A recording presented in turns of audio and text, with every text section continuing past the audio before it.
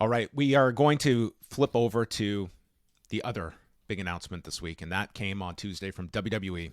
They are launching their WWE ID program. So we're going to go first to the press release that was issued by WWE, and pulling it up here. And WWE ID. Under the program, WWE is going to provide prominent independent wrestling schools with the WWE ID official designation, with the goal of providing new trainees and existing talent at these select institutions with enhanced development opportunities, listing Booker T's Reality of Wrestling out of Houston, Cody Rhodes' Nightmare Factory in Atlanta, Seth Rollins' Black and Brave Academy in Davenport, Iowa, Elite Pro Wrestling Training Center in Concord, New Hampshire, and the KnokX Pro Wrestling Academy in Los Angeles as the first WWE ID independent wrestling schools. Additionally, the WWE ID will identify top independent wrestling prospects with an official WWE ID prospect designation and support their developmental journey by providing financial opportunity and assisting with training, mentorship, and development, including access to world-class facilities, best-in-class ring training, athletic trainers, and more. WWE ID will give fans the opportunity to follow the paths of these standout prospects on the independent wrestling scene through curated, behind-the-scenes content, as well as highlights and matches showcased across WWE's social platforms. A big initiative here by WWE that has apparently been in the works for quite some time. And I know, Brandon, you have done a lot of digging and have found new details about this that goes beyond just what was released by the company on Tuesday. Yeah, so I've talked to some people who are aware of how this program is working, and we've learned here, and you'll notice here in the press release, they're only mentioning schools. Now you could look to Reality of Wrestling, Booker T's school, which is also a promotion, but at this point they're only working with schools, not yet working with promotions.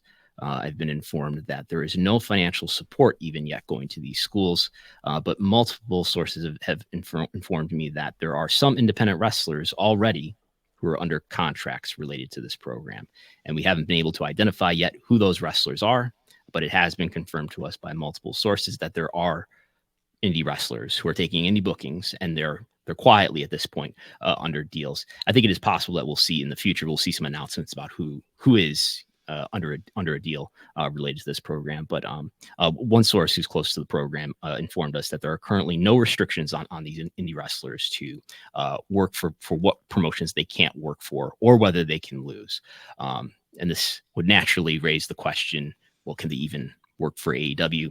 And I think if this does become public that, these wrestlers here are under deals, developmental deals, then I would expect that AEW will just avoid them and they'll end up not being booked. It seems like one of those situations where does it even need to be spelled out in a deal? Like if you are attached to one of these contracts, are you willing to just take a extra work for AEW for one night? I mean, where it becomes interesting would be if AEW had interest in you and what is going to be the scale of which these WWE ID prospects are being paid. And if AEW wants to, hey, you create some buzz around yourself, we're willing to offer you a 3-year deal at X amount above what you're making. Do you have that ability, or will you be locked to a deal that forbids you from signing a contract elsewhere? Right. We'll see what we're able to learn once people who are under these deals are even identified. But one motivating factor, I believe, here is that this program will help them reduce their antitrust risk, which is something that I think this company and this parent company, TKO, are very conscious of, given MLW sued WWE last year. The lawsuit was settled at the end of the year for $20 million. And UFC's in a lot tougher situation with their 2 antitrust lawsuits. One of them's got a preliminary approval for $375 million. The Kung Lee case, the Johnson case, is still being worked on. So I'm sure this is something that TKO is being very conscious of. They do not want to become a target for antitrust litigation, whether that's civil lawsuits from other businesses or even the federal government. And this is pretty clear that this is something that has happened now as part of new leadership taking over WWE. This is not something you would have seen in the Vince McMahon era. But I'm told that Paul Levesque is very supportive of this idea, and Nick Khan is in favor of the strategy. I'm sure Vince McMahon had an IWTV login. I'm sure he was tuning into GCW on a bi-weekly basis. You don't think he had his finger on that pulse? No, I don't think he was watching PWG DVDs. Yeah, I don't think he was a big indie wrestling fan, unfortunatately. He did do an indie show. Remember that? Remember when he like did a John Cena's with dad John indie Cena? show? Yes. I remember seeing that video, and that's just like, that's surreal. It's like 2012 or something. Yeah, I do remember that. Very. He takes bizarre. like an F5 from John Cena and Vince McMahon on an indie show.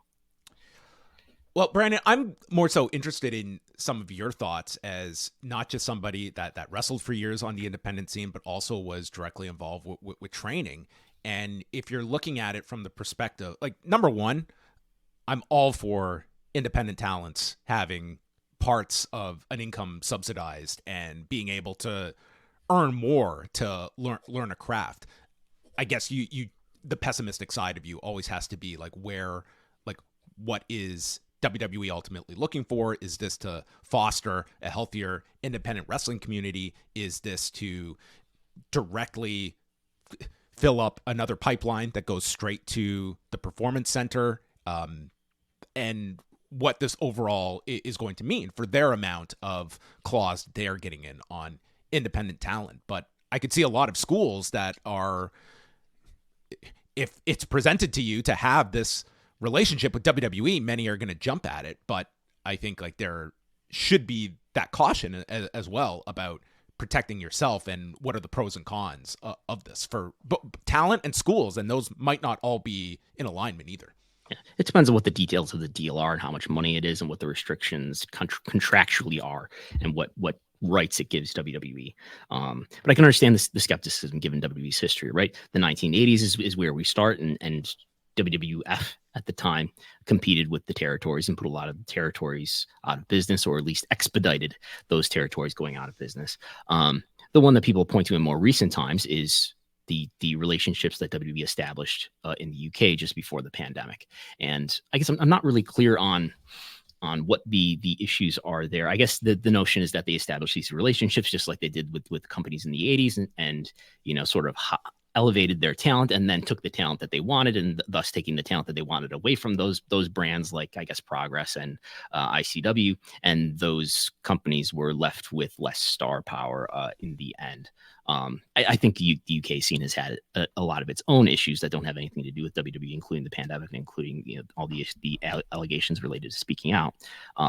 But the US indie scene has had its own issues, I think, just since AEW has launched. Like, this is, to me, the US indie scene that we have now is sort of the indie scene that you have when you've got two pretty strong companies that are just properly identifying talent.